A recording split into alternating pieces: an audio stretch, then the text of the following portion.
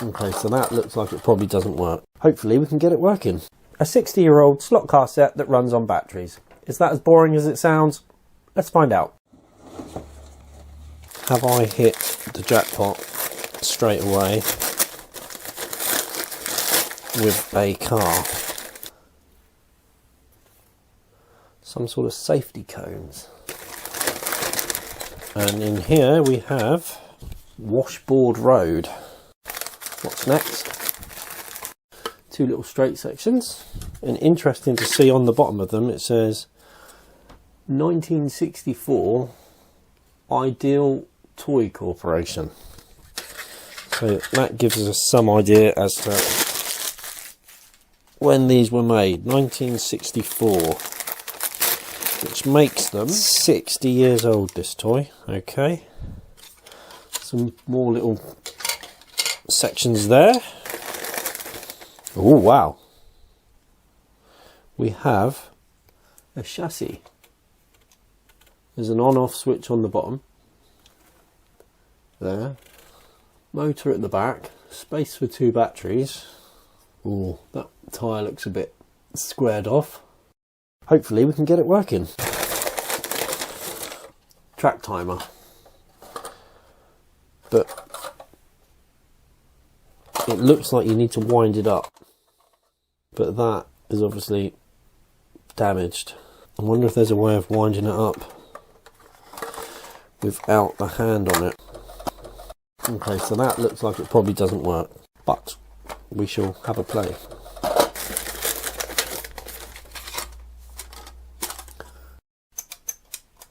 Lane changing mechanism. Quite how that works I don't know. Ooh. How does this go on?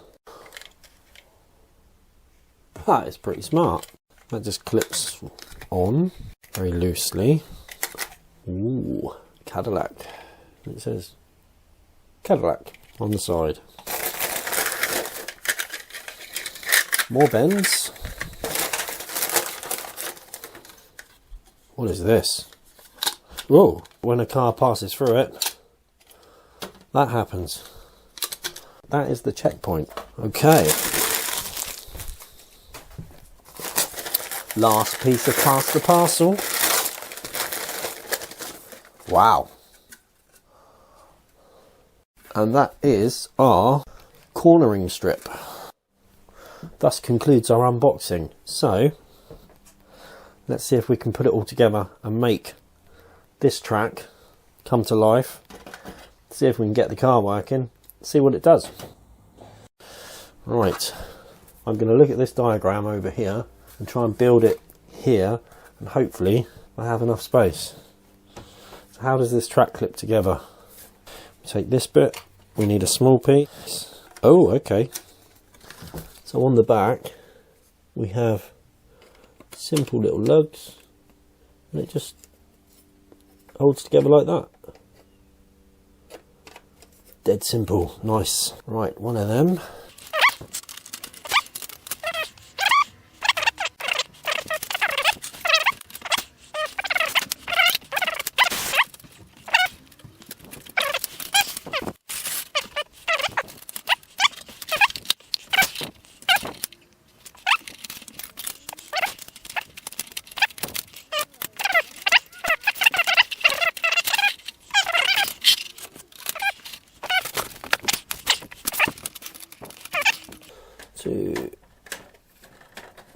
There. Okay, yes. There we go. Looking good. Right, so these cones have to sit on the track somehow. Oops, like so. They're on little wobbly springs. Right, we're going to take this camera off of there, show you a better close-up of the track, then we're going to try and get the car working. Here is our cornering strip, complete with traffic cones on springs. Apart from that one, it has the spring missing, but never mind. We then go round a bend over to our humpback bridges, which they call Washboard Road, along to our checkpoint, complete with pop-up flag. We have these junctions here with these switches on, which I've got absolutely no idea how that's going to work. We've got the timer, which of course at the moment isn't working, but we'll just see what happens. And then we've got another Y junction over here. So 2 AA batteries. Is this going to be the first thing that I've ever bought off of eBay that works straight away? I'm assuming these are AA batteries. It says HP7, surely. Yeah, AA. They fit. AA fits. Whatever HP7 was, AA fits. Right, batteries are in. Switch it on.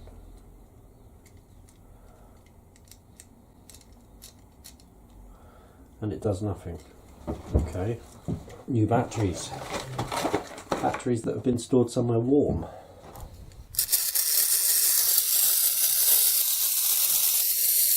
It does work.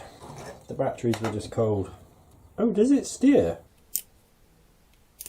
I'll just leave them facing straight ahead for now.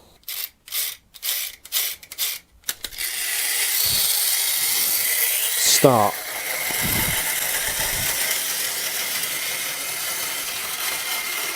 Go on, you can do it. Through the wiggly bend. Oops, knocked a cone over. You're stuck. Whee, through the checkpoint. Let's tilt you down a bit.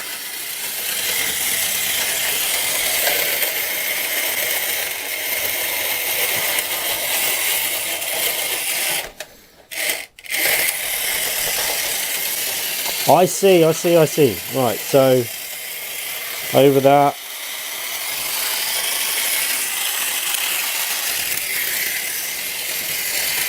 Through the wibble wobble. Ah! And then start. Round. A lap of that. We're getting stuck here for some reason.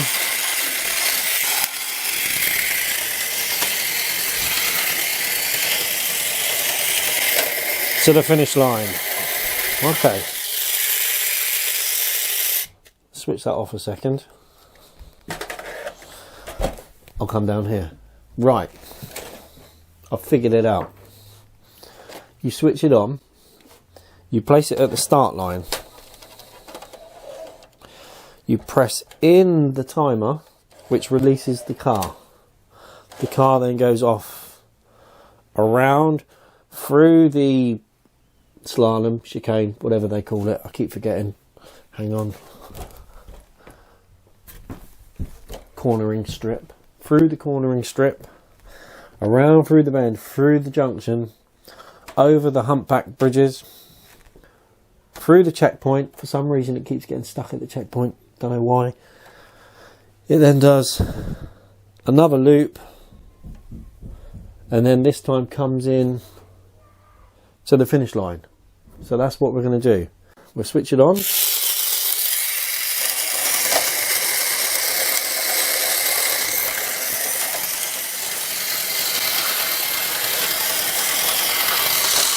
Ah!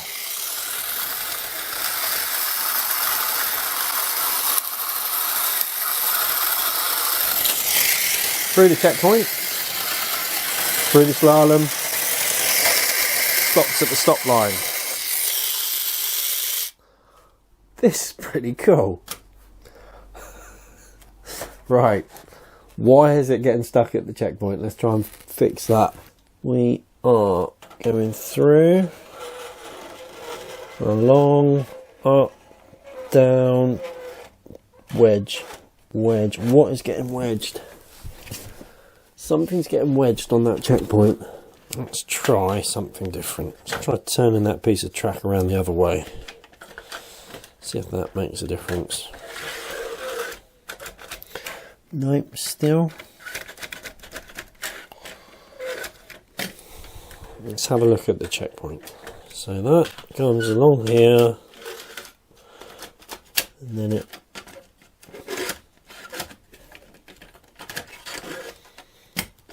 what about if we put a different bit of track there? Nope. try putting something under that piece of track to raise it up.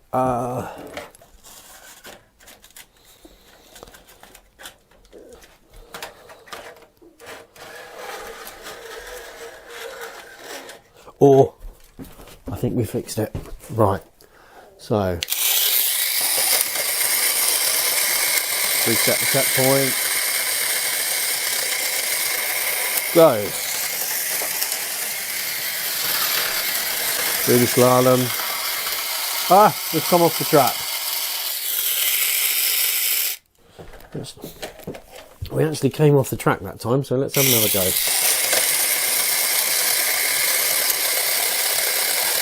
Go. Where's it going? Going the wrong way. Oop. Try that again.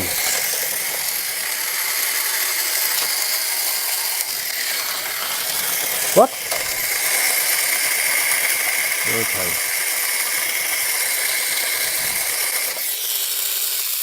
Not sure what went wrong there. It was going all over the place. Let's reset these where they should be. So that one needs to be facing that way. That one should be facing that way. Right. Start the engine. Go. Through the slalom. Hey!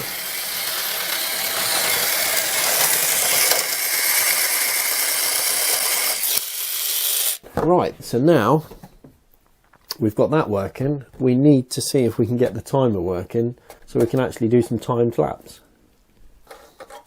This bit in the back goes tick tock, tick tock, tick tock, tick tock, tick tock, tick tock. This starts and stops it. This is the spring which needs winding, and it is wound by this hand on the front, which has become damaged, so it won't wind it. There's no instructions with this, so I am literally just guessing. But this hand doesn't appear to be connected to any mechanism, so I'm assuming you use it as like a timer. So first hand gives you your time, and then you use this other hand to mark it. Right, see if we can wind it up somehow. Oh, please, will that fit?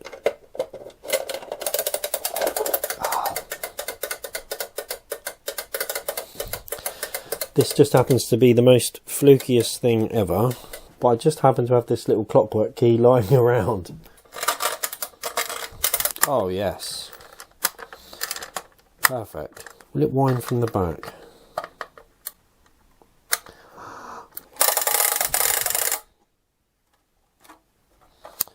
Right, so now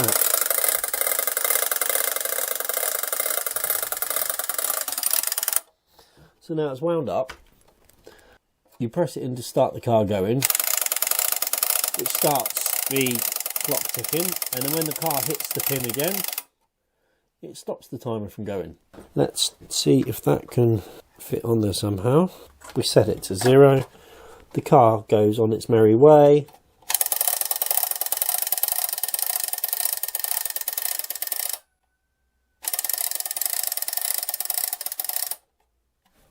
Excellent. Reset the checkpoint, put the slaloms in place. Let's put you back down. Right, we're ready for our first timed lap. Switch it on. 3, 2, 1, go. It's going the wrong way. It's a disaster.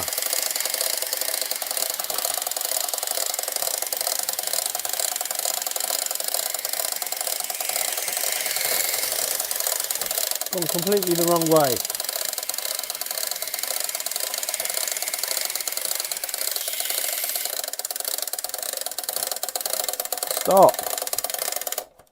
Stop. Okay, that was a disaster. It went completely the wrong way. Let's make sure we're pointing in the right. That's got to go that way. That's got to go that way. Timer is reset.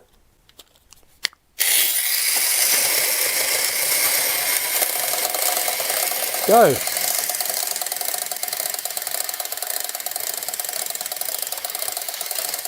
Checkpoint.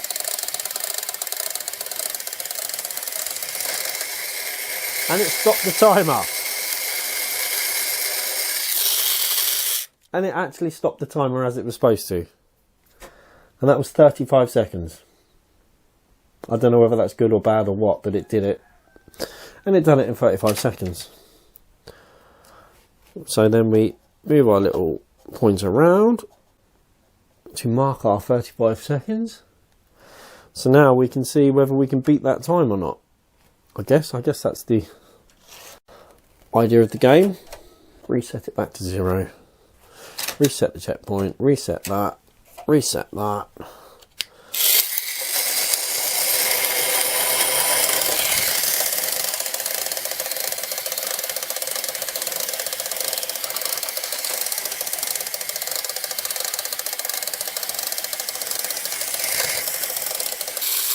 Similar time.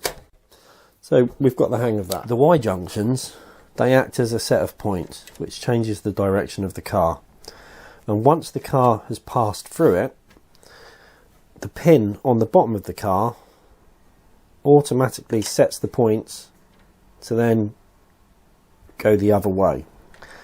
So if a car passes through it and goes left, the next car that passes through it would go right, and then the next car would go left. So what this means is, if you have a figure of 8 like this, for example, and you set the car off going round it, it'll do one loop, and then on the second pass do the larger loop.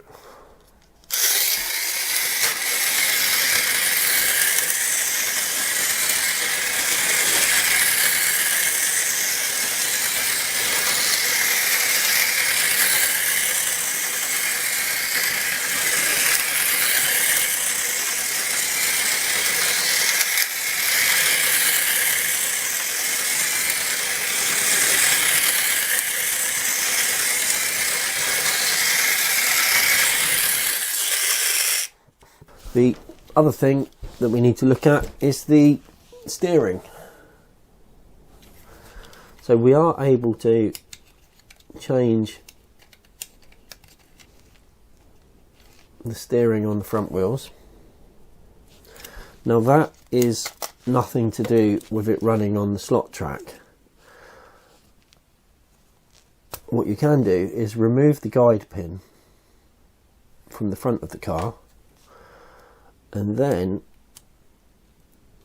you can set your steering.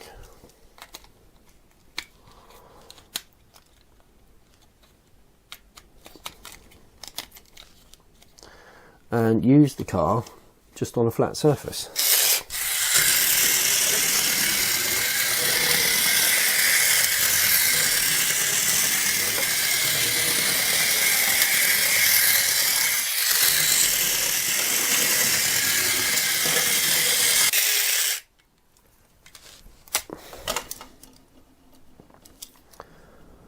Put the guide pin back on. The main selling points for these cars seems to be that the bodies are interchangeable, and also the motors were easily changeable. They used to sell, well, from what I can understand, they used to sell the motors separately, the bodies separately, and the chassis separately. And it's quite a smart design where the motor just clips in.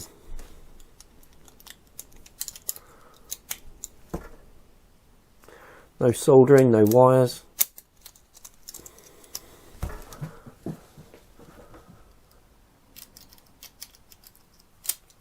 Motor in. Motor out. If only modern slot cars you could change their motors as quickly as that. I think we've got a good general understanding of how it works. It's quite good fun actually. The car is actually quite detailed. So this car's 60 years old. Not sure about this Cadillac sticker here. It's obviously not where it started out life, but I think we'll leave it where it is.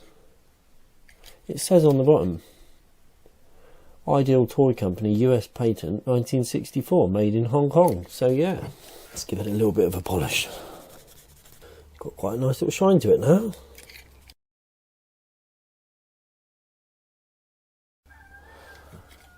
That is a half decent little car. The track goes together really simply. You've got some fun little elements. The slalom, the checkpoint flag, the timer. Good fun. What I noticed when I was playing with it as well is the track has these little holes. And I think that's probably for fixing it to a board. So like you build your track, you get a board, you build your track layout, you get some little tacks, tack the track in place so it's not going anywhere, and then you could build your little motorific layout, have it tacked to a board permanently. When you finish playing with it, pick your board up, stand it behind your bedroom door or whatever. Made by Ideal, same company that brought us TCR. Let's just look at some of these cars that you can get.